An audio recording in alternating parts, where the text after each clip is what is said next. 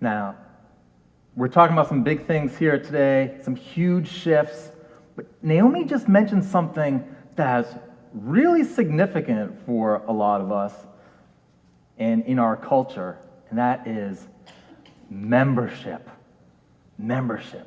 And I know that's a concern for many of our institutions, our congregations, clergy, lay leaders. And so I want to take a moment and just connect this social media revolution and the changes that it's bringing about to trends in our membership, because I think that's going to make you listen more closely and hopefully take this message home. So I'm giving you the thing that you really want to hear so that you'll digest and take home what you need to hear, which is an even bigger story.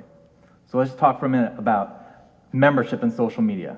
All right, we all want more members, right? It's so great. They volunteer to do things, and when they're good members, they give us lots of money and have children, and then give us the children too. Traditionally, when people have been looking to connect with the new faith community, this is going back pre all this technology we've talked about, to understand, to know the congregation in question, you'd have to spend some time in it. And so there's this phenomenon of church shopping. I have to go around to each one and visit. Spend some time, really get to know it. Okay? Do the recon. We hope that after the shopping, they choose us, right?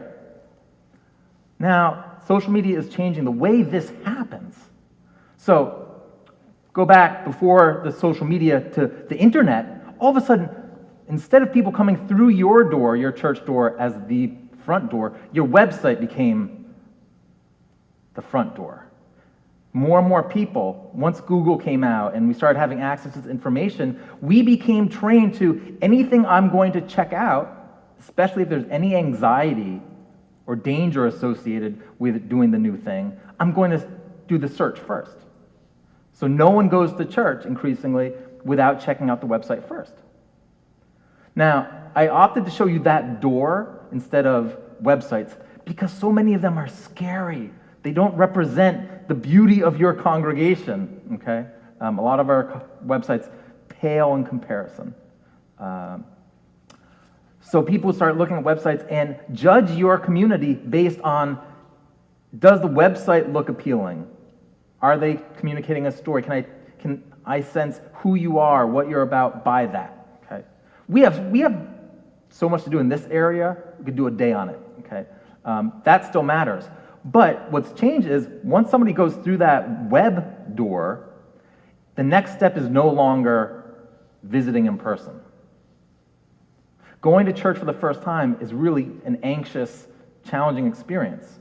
So what we do is, we have all these new social media tools that we can use to connect with your community. We can listen to podcasts, watch video, all these things. And so people, instead of do I go to this new church not really understanding what it's about and church shop in that way?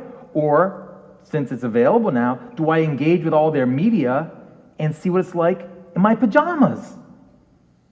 Pajamas. So they check out your Facebook page and start seeing what you're talking about over time. So they're just now going about their lives, and whatever you're sharing with them is how they start to perceive you.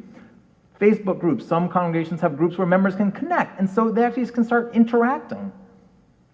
Podcasts. Before somebody comes, I had somebody come to Channing Church where Amy was the minister, and I introduced myself because he was new. It's like, oh yeah, you're Peter.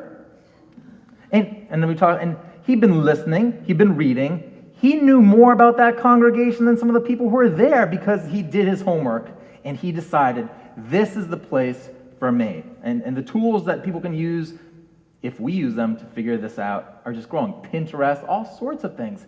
Twitter, there's so many Unitarian Universalists we can connect with. So this notion of church shopping is now happening online. Now, you may think people still come and do this in person. Some. But what's happened is When people show up at your door, your church, come in, they have already done their church shopping. They have pre-qualified themselves to be a member of your congregation. As long as you follow through with what you've presented online, you are golden. They're on track to being your member. Instead of having a long period of discovery on site to figure out if it's a match, they've made that determination. And so now our opportunity, our window to actually engage with them in person has been compressed. They show up pre-qualified. And so to connect with them, get them involved, make sure they have friends and are starting to contribute and live out what we say we're about through congregational life. You have visits. And if you don't make that church shopping way of discovering who you are, what you're about, available, what do you think happens? They connect with the church that does. So the number of actual visitors you receive, pre-qualified to join, is actually in some way correlated with how sophisticated, wonderful, and representational of you your social media is. So, to quote Keanu Reeves, whoa, we don't have much time. Our membership journey, the path to membership, it starts online in new ways. So, regardless of bigger changes in the world, we have to figure out how to be there online too.